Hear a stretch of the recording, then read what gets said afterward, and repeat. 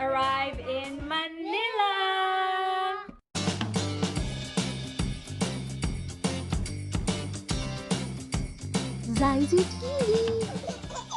Hi, me and my daughter Zion just landed in Manila. So I'm making this vlog for everyone to, when you travel to Philippines, then you have idea on what are you going to do, what are the documents you need to prepare, the step-by-step process, and I'm sharing to you my experiences, my daughter's experiences, and all that we actually realized and lesson learned during the entire trip.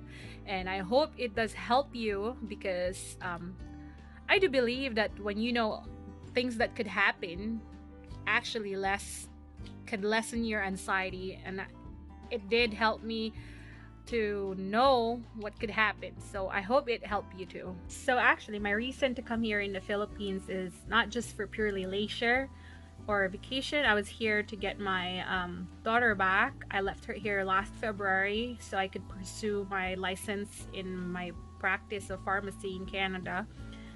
And because of the restrictions and lockdowns in both of the countries, it was pretty hard for me to get here. And now that they opened the border for former Filipino resident, I had a chance to come here and get her and my parents and bring them back to Canada. So I am pretty excited about this. I hope you enjoyed this video and let me know what you think. So this is the Vancouver airport. It's pretty quiet right now. We're actually prepping here for boarding soon. So before you actually decided to go to Philippines or book your flight or even go to the airport or even at least at the airport before the boarding time, make sure you have a Philippine peso with you, like the currency itself. Because I find that when you arrive at the airport, it's easier to pay with your swab with your Philippine peso than changing it at the airport. It's really not a good deal, but that's your last resort, is to change it at Vancouver airport. Also, they accept credit cards and other providers like Visas, MasterCards, and they also accept US dollars, and that's all they're gonna take. And I think it's better if you can have your Filipino cash with you. Just an idea or advice. So prior to boarding, you want to prepare these requirements that I will be listing here. We'll start with our passport, Canadian or Filipino passport, because I am a former Filipino, so I require myself a birth certificate, my old Filipino passport, and my daughter's birth certificate for BALIKBAYAN visa. Of course, our boarding passes from the check-in counter and your registration for electronic case investigation form that has your QR code from Philippine Airlines. Also, you will be needing a declaration, release, and waiver, and you can download it ahead of time, which is very, very good than having it at the airport from Philippine Airlines. You're also required to book a hotel under a list of the approved hotels for quarantining when you arrive. I choose Citadines Hotel in Pasay because it's very close to the airport, so it took us about 10 minutes to drive there. And I like that they also provide full board meal for me and my daughter, which is another additional, but it's not really much with the service that they actually provided. So if you want a link for that, I will be adding it below, and check it out.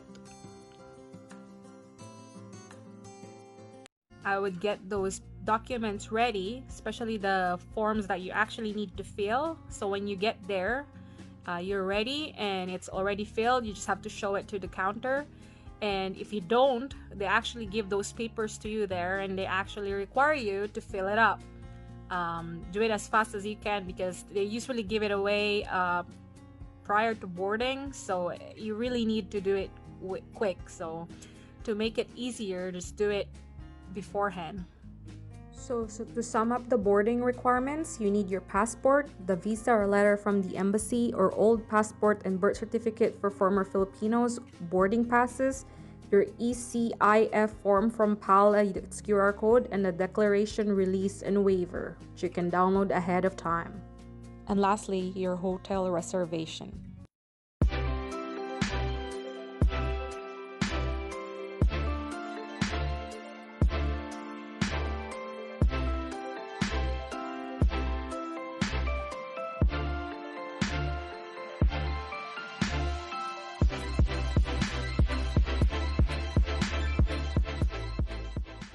So during the flight, the stewardess will hand you 4 kinds of documents. Make sure you fill this up with correct information and clear penmanship. These are your arrival card, which is a red, and that's per passenger.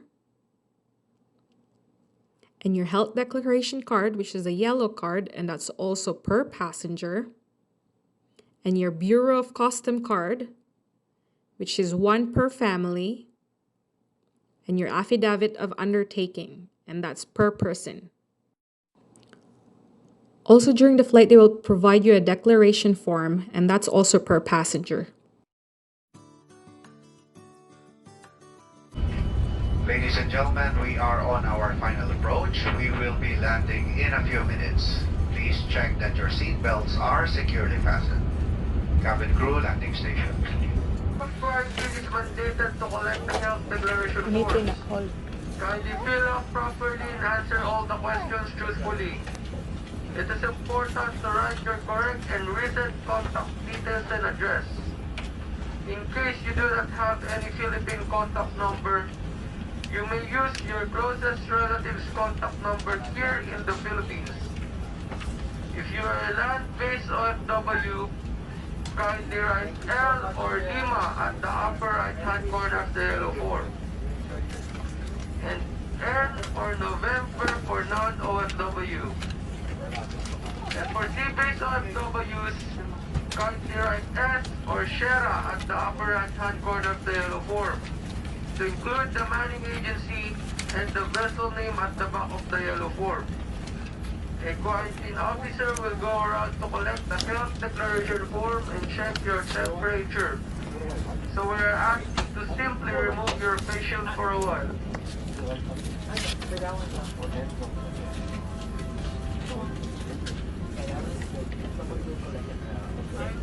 The Philippine government, through the creation of the Interagency Task Force for Emerging Infectious Disease, or RITF, mandates that all returning overseas Filipinos and foreign nationals coming to the Philippines must undergo an RT-PCR test upon arrival.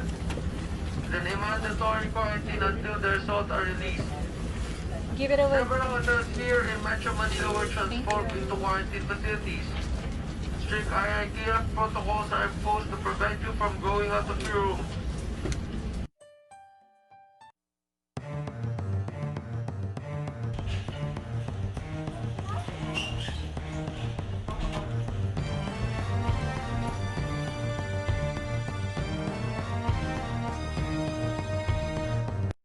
Zaizu TV.